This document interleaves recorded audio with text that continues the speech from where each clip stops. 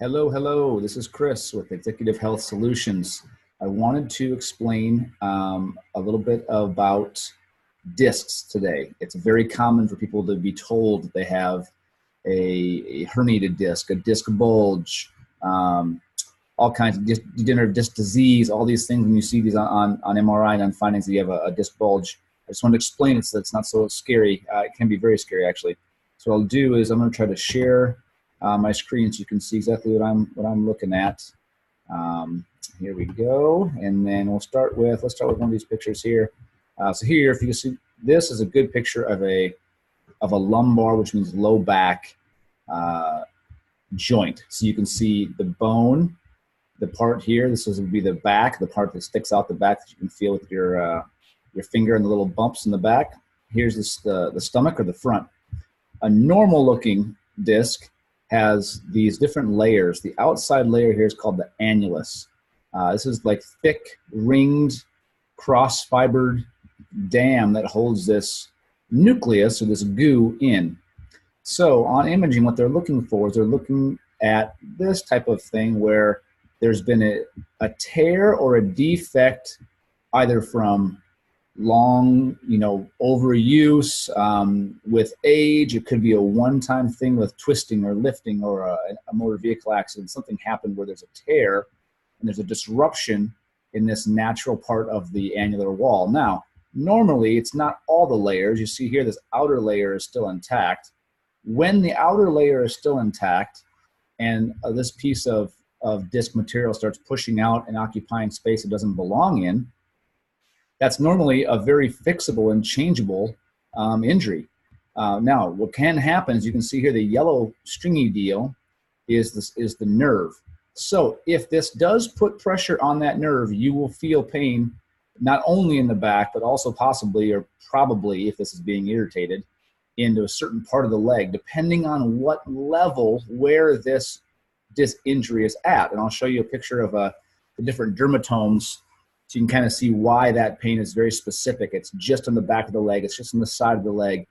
Maybe it's just on the front of the leg. And it's normally one-sided like that. It's very normal to be just on the left or just on the right. This one happens to be just on the left side. Nerves do not like compression, tension, or temperature changes. So, I mean, if they're inflamed or in this case, it's irritated because of compression or being pushed on there. Let me show you another one here. Let's go back to here would be another picture of the different layers. Okay, here's more of a side view. So these end plates mean this is the bone. There's the bone. Here's that. The NP stands for nucleus propulsus. All right, and then here's your cross-fibered right through there, the annular wall. And so what can happen, and there you can see by the orientation of these fibers, they are kind of crossed like very strong.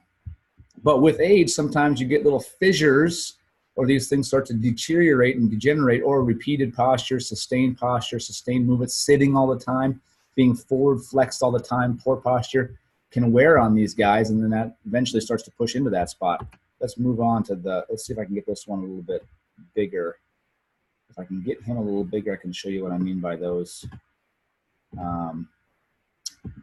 dermatomes. Here would be another picture of, so this one's more straight back into the spinal cord, which would be a different level. That would be a whole different kind of symptoms. Here's more of a lateral one or a posterior lateral just to one side. This would be bilateral. You'd have symptoms on both sides. That would be clearly much worse. Okay, here's a good picture of some of that fraying and tearing of the annular wall. What happens with either repeated micro traumas or possibly a one-time, accident or injury. Here's another one here of the progression of how these things move. So remember now, there's no nerves for pain on the very inside of this disc. You can stab this whole thing with a knife and you're not going to feel anything. The nociceptors are the pain receptors that cause what's called discogenic pain. That just means pain that originates from the disc, are on the outer side here. So As this thing moves, you're not going to get any pain until it starts to irritate or push into the fibers of this annulus, and that hurts right in the back. Now, clearly here, there's no nerve root impingement or irritation. See, even here, it hurts there, but the nerve roots themselves are not being irritated or pressed against. And the difference comes when you get, it's a whole other topic of conversation, a whole other talk would be an extruded or a sequestrated. When pieces of the disc actually escape the annular wall, that's a little bit different presentation. Maybe it's definitely different in its ability to heal. It's not as easy for that situation to be fixed conservatively. Still possible, but these tend to reduce very easily with very specific movements and exercises. These will, over time, tend to. They could also be surgical candidates. Just depends. Let me see if I can go. I saw a way to go bigger on that. No, let me do it on that picture. See, those will give me like a bigger way to do it. Let's see if we get a different one. There's some more examples of the tearing of that annular wall and how this material can then take up that space. It occupies space it doesn't belong in. And when it does that, you can either get, central, right in the middle of the low back, off, which is just common, or just off to the right, just off to the left, low back pain, which is very common. As it continues, which is why you want to get that taken care of right away, it has to have a professional help you with that, because as that thing starts to progress and get worse, it could start pushing more and more pressure, and then you get the nerve root symptoms. And there we go. So I really want to show this to you here. Let's get this a little bit bigger. There we go. So in the low back, you see you have these, they're all named for the level at which you have 5 lumbar vertebral bodies and discs. So between those would be the disc, L1, L2, 2, 3, L3, L4, L4, L5, and L5S1. That's the last disc in the system. After that, it's closed down. But you can see here when you have, let's just say L4, L5, when you have irritation to one of those nerve roots on the left side, you can see where that dermatomas, this purple color here, as this rolls down, you can see where that L4 and L5 distribution goes. So if the pain feels like it's a line that goes on the side of your leg, kind of wraps around the knee and goes to the toe, that's why that is L5. If it's more irritated on the S1, it's straight down the back of the leg, into the calf, and possibly kind of into the heel or outside of the foot. And if it's more in the upper part of the lumbar spine, 2, 3, 4, somewhere in there, you get this pain that you feel either wraps around in the front of your hip or into your thigh, which makes the diagnosis of these conservatively very important, and at times a little bit tricky with differentiating the hip and the low back in the anterior one. So this L2, L3, if you have anterior hip pain or lateral pain out here, you have to really go to someone that understands the difference between a hip problem and a lumbar problem. They can mask each other, but there are very specific moves and examination techniques that will tease that out and make sure you are dealing with either a lumbar spine or low back or a hip. And you have, even if you go to the doctor and say, oh, you have a hip trochanteric bursitis or your hip's bad on an x-ray. So what if it's bad on an x-ray? If you don't, you have to check this lumbar spine out. You have to screen it. Even if someone, I've had people that only come in, they just have calf pain, or they just have hamstring pain, or they just have this IT band pain out here, right? So, oh yeah, I have a bad IT band. No back pain whatsoever. It doesn't have to follow this exact pattern. Some people have different peripheral, which just means away from the middle, pains. And so if you don't do that, that due diligence, and you are required, I'm required, I have to check that out and make sure, because I don't want to miss something.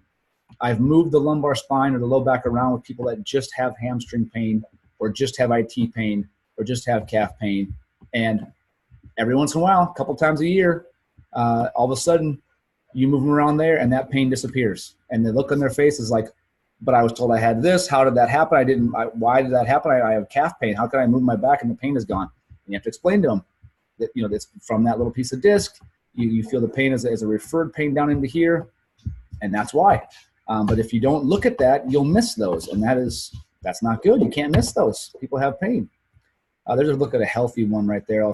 Here you can see at the different levels what that looks like: 2, 3, 4, 5, S1, and then down between S1 and S2, that's actually fused right there in adults. So we don't have a disc right there. That's the last one we have. And you know, if you're a betting person and you want to take bets on where these problems will occur, if 90-some% will be between 4, 5, or 5 and 1. So I mean, you're gonna, 80-90% are gonna happen right here. You get a couple that happen up here, but almost all of them are right down there. So that's kind of what I wanted to explain to you guys today. Here's another picture of the different. You see how they have different orientation of the fibers. So you get a nice, almost like plies, or like the sidewalls on a tire, like to help all the different angles, so that this stuff here cannot escape and push through that. Our body does a really good job, but sometimes it does happen where that thing takes up space it's not supposed to be in. And yeah, here's again just kind of those pictures of those other ones there. So that's probably about as long as I want to make this video, just to show you guys what that looks like and explain to you what it means when someone says, oh, you have a disc bulge, or you have a herniated disc. Or now let's remember, the common phrase is a slip disc. The discs don't slip.